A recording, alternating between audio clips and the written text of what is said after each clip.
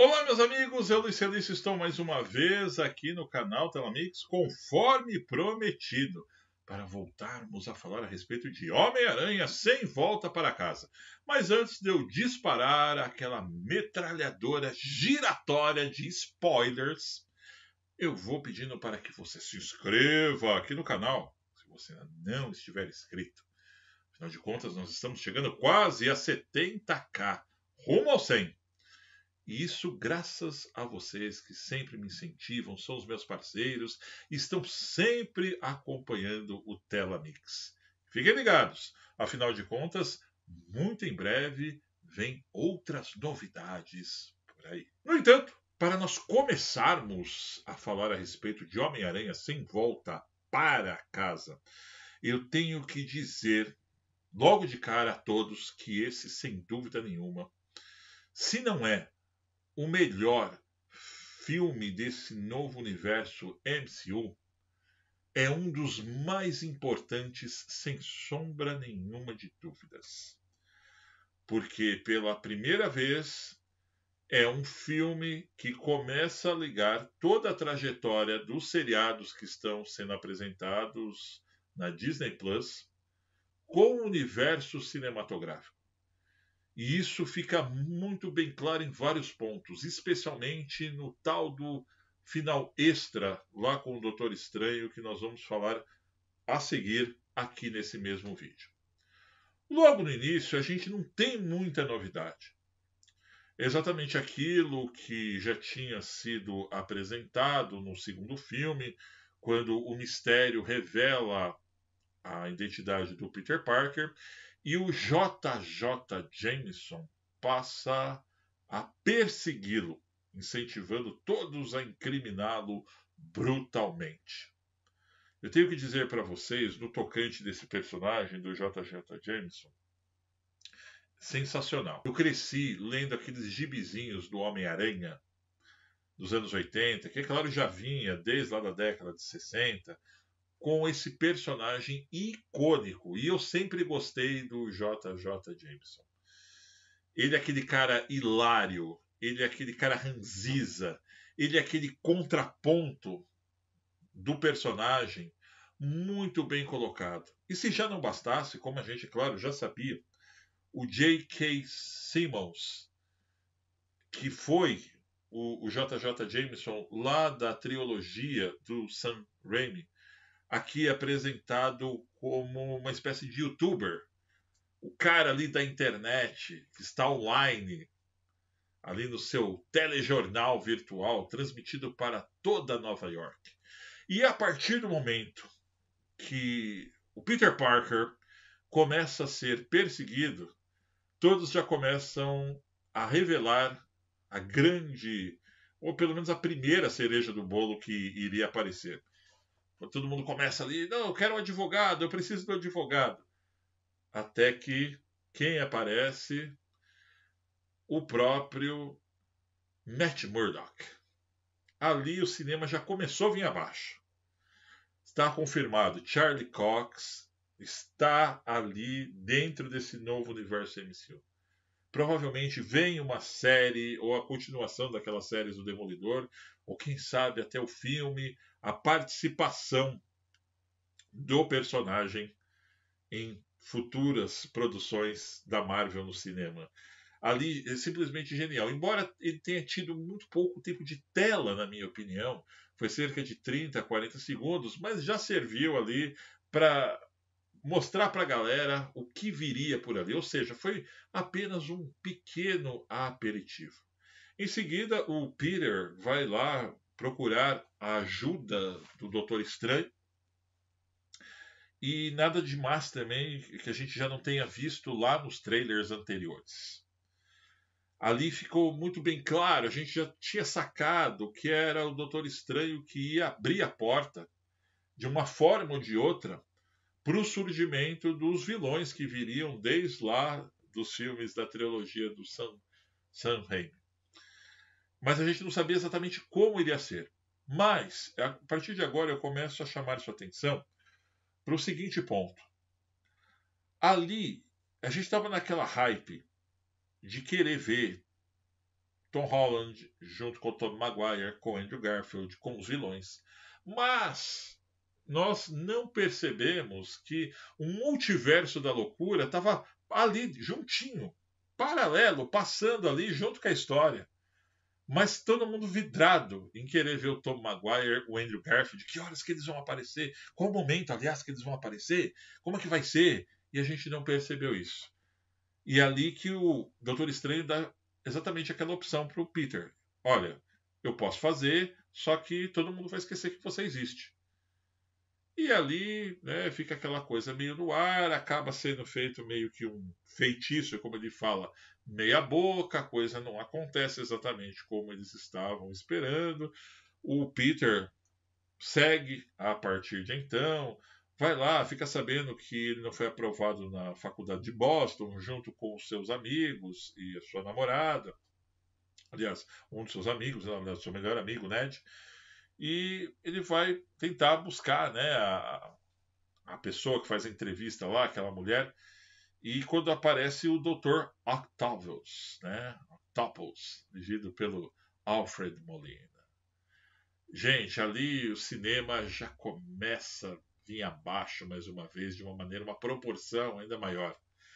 Tinha uma cena em que o Octopus pega o Peter pelo pescoço com os tentáculos, que veio na minha cabeça, na minha memória afetiva, uma HQ dos anos 80, acho que é em 1989, 88, que eu tive, inclusive, que tem essa batalha do Dr. Octopus com o Homem-Aranha e ele pega ele pelo pescoço. Eles recriaram aquilo genialmente idêntico. Quem viu isso, pesquisa aí na internet. Que produção genial. John Watts, o diretor do filme, os roteiristas, os produtores estão... Meu, esses caras se superaram definitivamente. Isso que a gente pode chamar definitivamente de fanservice. Ó, até o cachorro aqui do lado da minha casa que está vibrando com esse fanservice. E quando a coisa estava pegando de verdade, foi revelado aquilo também que já existia grande especulação, que de certa forma o Octopus ele ia absorver a tecnologia Stark que estava no uniforme do Peter. Mas eu confesso que eu pensei que ele já tinha absorvido de alguma forma, ele já poderia ter encontrado com as indústrias Starks num outro universo, na outra linha do tempo, e já tinha visto com aquilo. Mas não, de uma maneira genial, ele justamente acaba meio que pegando como se fosse um vírus da armadura do Peter que passa a controlá-lo. E eis que nós temos ali a aparição do Duende Verde, quando, né, o próprio Doutor Estranho já tinha dominado ali, levado o Dr. Octopus lá. O cachorro está empolgadíssimo, gente, mas anyway, não posso fazer nada. Deixa ele curtir com a gente o vídeo. E o que acaba acontecendo ali é justamente o seguinte: tinha uma expectativa, um anseio, aliás, de todo mundo querer saber quem era esse Duende Verde. Eu estava temeroso que fosse o James Franco, que eu detestei lá naquele filme 2 do Homem-Aranha, ou seja, o filho do Duende Verde, né, do William Dafoe, ou aquele cara que fez Mal e Porcamente no filme do Andrew Garfield. Mas, depois que é revelado que é o William Dafoe, meu, o que esse cara fez nesse filme? Genial. Para mim, um dos vilões mais bem apresentados em filmes de heróis até hoje, naquela galeria, junto com o Heath Ledger, junto com o Joaquin Phoenix, junto com aquele cara que fez o Zod lá do Super-Homem nos anos 80. Sabe? Tá, junto com o Thanos, junto com toda essa galera que são aqueles vilões que nós amamos muito até hoje. Isso viria a se revelar a partir de então, lá para frente. E depois que a galera toda ali começa a ser aprisionada, né? Depois o Peter vai atrás do próprio Electron e toda aquela galera que está ali. O Doutor Estranho já tem o domínio da situação e fala: ó, vou mandar a galera de volta. Mas muitos já estão mortos, muitos vão morrer nos seus respectivos multiversos. o Peter faz aquela coisa que todo adolescente costuma fazer, ou seja, lambança. A coisa errada na pior hora possível. Claro que, tomado pelo impulso de bondade do herói da vizinhança, ele não quer ver ninguém se ferrando, ele não quer que ninguém morra. E ele acaba meio que dando aquela miguezinha e deixando o Doutor Estranho preso lá naquela dimensão e voltando, falando: olha, galera, deixa o Doutor Estranho no tempo lá, mas nós vamos corrigir aqui, vamos soltar esses caras e vamos levar eles lá para o apartamento do Rap, o local talvez mais aleatório possível.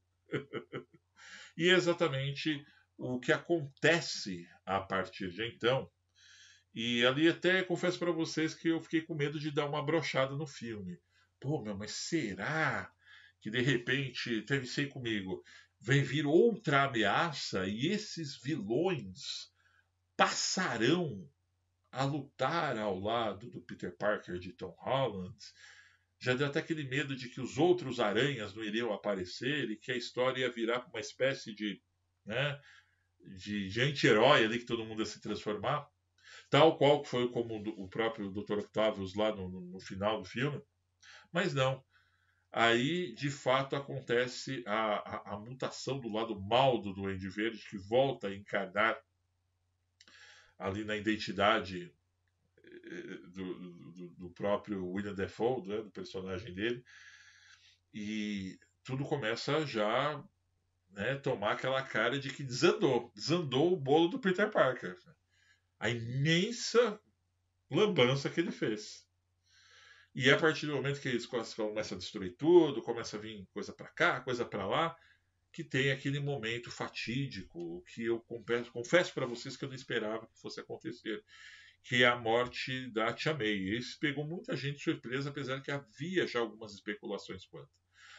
Pela Teresa Tomei, que é a atriz, ser muito jovem, ainda mais da forma muito solta, fora da caixa que ela foi apresentada lá no filme dos Vingadores pela primeira vez, até com Tony Stark dando em cima dela, eu não esperava que ela ia parar por aí. Esperava até que ela pudesse se transformar numa heroína lá na frente. Mas, de fato, aquele momento é muito pesado. Quando ela já toma o primeiro golpe, depois ela acaba levantando, eu pensei comigo, pô, mas, né, tipo, ela conseguiu, depois de ter tomado, né, uma porrada daquela. Enfim, e esse é um momento muito importante que a gente vai valorizá-lo muito no filme, porque daí vem aquela frase que mais uma vez fez com que a galera jogasse pipoca para cima, gritasse, comemorasse, que é: com grandes poderes vem grandes responsabilidades. Essa frase, meus amigos, existia uma expectativa tão grande que ela aparecesse nesse filme, tanto quanto a aparição do Tobey Maguire e do Andrew Garfield. E ali a gente, sabe, cai a ficha, tipo assim, cara, a partir de agora, esse é outro Peter Parker, independentemente do que vai acontecer agora no filme. E é exatamente paralelamente a isso, né, que o Ned está lá com a May Jane. E outro momento muitíssimo inusitado do filme. Por quê? Eu esperava que o Tom Maguire e o Andrew Garfield, ou seja, os respectivos Peter Parkers, eles iriam aparecer no filme quando o Doutor Estranho, de repente, ele ia voltar lá daquela dimensão e ia falar, tipo, o Peter Parker: não, se nós trouxermos os vilões, a gente tem que trazer o contraponto. Os caras que lutavam contra esses vilões para combatê-los. Aí o Stephen Strange ia fazer os feitiços dele lá, ia abrir lá o portal, aquela coisa toda, e ia trazer os caras. Mas não. Foi muito bem pensado.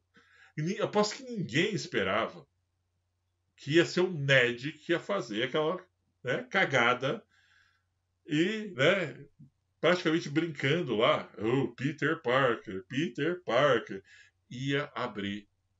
E aí, primeiro que aparece é Andrew Garfield. Meu amigo, a sala de cinema que eu estava, olha, a galera, sabe, parecia Gol do Brasil em final de Copa do Mundo no último minuto da prorrogação. E aí já tinha aquela expectativa. Né? Ele vem por aí. Quem? Tom Maguire. E logo em seguida ele consegue fazer a mesma coisa e trazer o Peter Parker do Tom Maguire. Meus amigos, esse momento eu tenho que dizer para vocês que me deu um nó na garganta, até me emocionei, porque a sensação que se tem nesse exato momento do filme é que eu me vi naquela mesma sala de cinema há 20 anos atrás, quando eu era tão jovem quanto o Tobey Maguire na época. E é uma sensação assim que parece que você está se vendo no espelho. Você está vendo o filme do Homem-Aranha, mas parece que você está vendo você ali. É essa sensação exatamente que eu tive. Porque nós envelhecemos juntos, nós crescemos com aquela imagem do Homem-Aranha. Claro que curtimos o do Andrew Garfield e esse do Tom Holland, mas por coincidência eu estava nesse mesmo cinema, que é um cinema na minha cidade, que ele era bem mais precário antigamente. Hoje é Cinema Arc, é outro padrão, e até isso mudou, e você começa até no escuro mesmo, olhar para o chão, olhar para as paredes, e parece que você viajou nesse multiverso. Foi essa exatamente a sensação que eu tive nesse momento. E claro, eles vão atrás do Tom Holland, né, do Peter Parker do Tom Holland, naquele exato momento em que a frase com grandes poderes trazem grandes responsabilidades, ela é apresentada de uma forma genial, mais uma vez. Que é quando o Andrew Garfield conta que perdeu a Mary Jane, quando o próprio Tom Maguire, Peter do Tom Maguire, conta que ele perdeu o tio e cai a ficha no Peter atual, que aquilo está de fato interligado de alguma forma. Ali, meus amigos, quando você vê isso, eu tive mais uma sensação muito bacana. Eu que cresci lendo os gibis na época, que enchia o saco da minha mãe para comprar para mim, aqueles que você economizava dinheiro do lanche para comprar quinzenalmente, aquele que você comprava com a tua mesada, que não era muito. Né? Isso aqui eu tenho, que hoje é pouquíssimo perto do que eu tinha, caixas e caixas na época. E você vê lá atrás, e aí definitivamente cai a ficha. Olha, valeu a pena. Valeu a pena. Vale a pena ser nerd. Vale muito a pena você ter crescido com esse tipo de influência. Nessa reunião dos três ali, você vê a pessoa que você se tornou hoje influenciada por esses caras, por essa temática. E outro ponto muito interessante é que, se você perceber, quando os três estão ali conversando entre eles, começa a rolar um momento que a gente vai ver em mais outras duas cenas do filme, que parece, na verdade, não que os caras estão falando do universo do Homem-Aranha, e sim, parece que eles estão fazendo uma resenha dos filmes que os respectivos atores fizeram num passado recente. Sabe, o personagem do Peter do Maguire falando, olha, tal, não era assim e tal. O Andrew Garfield era assim, e o Tom Holland, tal. E aqui também assim, parece que eles estão fazendo um review dos outros os Homens-Aranhas que foram apresentados até então. Isso viria a se repetir novamente na cena seguinte, que é aquela do laboratório, que os caras começam a rolar ideia. Existe um momento genial, se você perceber no filme, que é o olhar do Tom Maguire. Ele fazendo o experimento lá e olhando de lado. É igualzinho o que ele fez há 20 anos atrás. O jeito de olhar, os trejeitos, sabe? aquilo são pequenos detalhes, mas perceba quando você assistir o filme de novo. Que eu, por exemplo, eu já garanto que eu vou assistir pelo menos mais umas 100 vezes. Quando vou no cinema semana que vem, quando tiver no streaming, quando tiver em algum lugar, vou comprar ele, vou ter comigo e vou assistir pra caramba. Mas aí, claro que a gente teve aquela cena pesada e existe um contraponto tão importante quanto no filme, que é o Ned, que, sabe, lá o cara que você pensa que ele não tem importância na história, mas foi ele que trouxe os outros aranhas, e ele começa a conversar com o Peter do Maguire e fala, pô, e aí, você também teve um melhor amigo lá no seu multiverso, na sua linha do tempo? Ele, não, realmente tive, mas ele morreu nos meus braços. Ele olha pro Peter do Tom Holland e tipo, meu, tô ferrado. Aquela hora, meu, é sensacional, é sensacional. Esse personagem cresceu muito, o Ned. E ele é totalmente aleatório. Você olha, você fala, ah, não, tal, pá, gordinho da escola, tal, pá, mas os caras, meu, eles pegaram, sabe, genial, genial. E também começa a rolar essa resenha que eu falei para vocês ainda há pouco. Os caras, na verdade, eles estão conversando entre eles, parece que está rolando uma espécie de uma resenha dos filmes que eles tinham feito anteriormente. Bom, enfim, ali resolvido, né, o antídoto, etc, tal, como que a gente vai fazer? Aí vem outro grande momento que é da batalha, claro, quando os caras vão lá para a Estátua da Liberdade, que genialmente colocaram aquele escudo do Capitão América para fazer aquela mega homenagem. Ali, de novo, eles começam a conversar entre eles. Tem alívio cômico, com o Andrew Garfield colocando as costelas do Maguire no lugar. E eles conversando entre eles. Ali, pô, meu, era assim, era assado, tal, pá. Tipo, imagino como esses atores se divertiram no set de gravação. Esses caras, tipo, vão levar essa experiência pro resto da vida deles. E, claro, tem o grande embate ali a seguir com o Lagarto, muito bem, Dr. Octopus, Electro, toda a galera do mal ali, né? Dr. Octopus, de uma maneira, sabe, épica, épica. Meu amigo, aquela hora que os três aranhas pulam junto, que tem aquela cena que eles fazem a teia para os três se apoiarem, e aquele pouso dos três enfileirados, meu, aquilo sabe, é uma cena que para sempre você vai guardar, sabe? Aquele tipo do filme que você pode falar assim, sabe? Olha, agora eu posso morrer. Posso morrer porque eu já vi isso.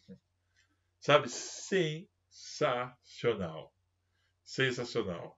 Podia congelar aquela cena naquele momento do cinema, tipo, deu pau no projetor, e ficar aquela cena dos três ali enfileirados, ali, pousando, ali, tipo, 15 minutos, que ninguém ia se importar. A galera ia ficar aplaudindo, com a trilha tocando, sabe? Sensacional. Aquilo, eu quero um pôster daquilo.